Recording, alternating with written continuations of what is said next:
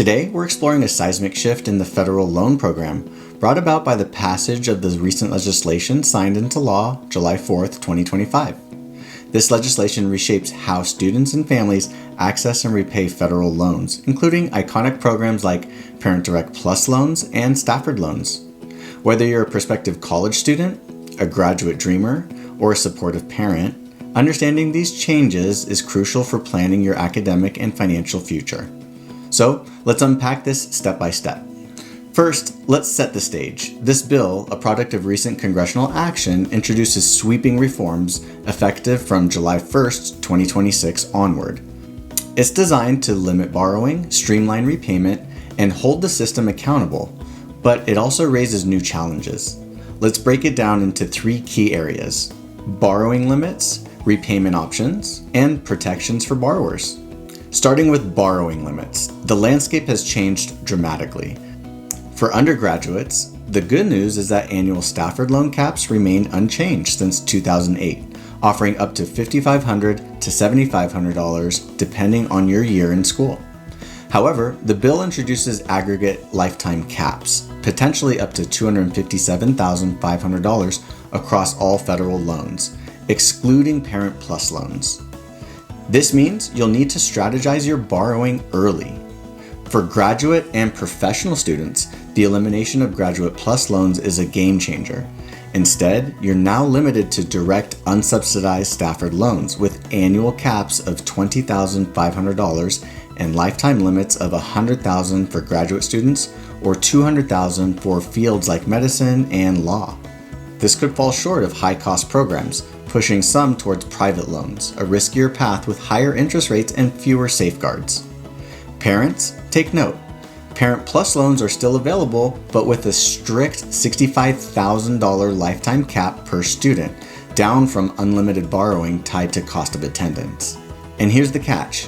New Parent Plus loans offered after 2026 won't qualify for income-driven repayment or forgiveness programs like public service loan forgiveness unless consolidated by June 30th, 2026. Existing borrowers have a narrow window to act, so planning ahead is essential. Next, let's talk repayment. The bill slashes the variety of income-driven repayment plans. Goodbye to Save, Pay, and ICR, leaving just two options starting July 1st, 2026. The first is the traditional standard plan with fixed payments over 10 to 25 years based on the loan size.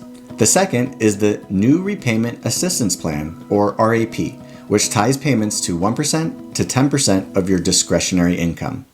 While this offers flexibility, it lacks the generous forgiveness timelines of past plans, stretching repayment to 30 years for some. Current borrowers on existing plans can stay put, but new loans will face this streamlined system. Additionally, deferments for economic hardship or unemployment are now gone, and forbearance is capped at 9 months over 24 months, pushing borrowers to manage payments proactively. Finally, let's address borrower protections.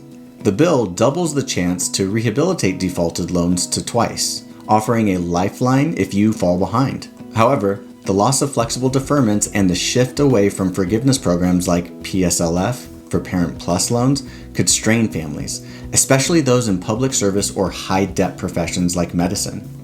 This shift might also steer more students toward private lenders, a move that could amplify financial pressure given the lack of federal benefits. So, what does this mean for you?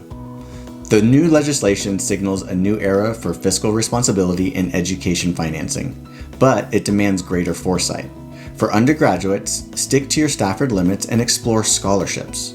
Graduate students should research program costs against the new caps and consider part-time work or institutional aid.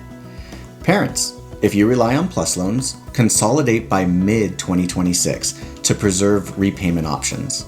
And for all, consult your school counselor or financial advisor to map out a strategy. Our course planning worksheet can help you visualize this journey. This is just the beginning of adapting to these changes. In our next module, we'll explore alternative funding strategies to complement this new landscape. Thank you for joining us. Empower your education and choose your path wisely. See you next time.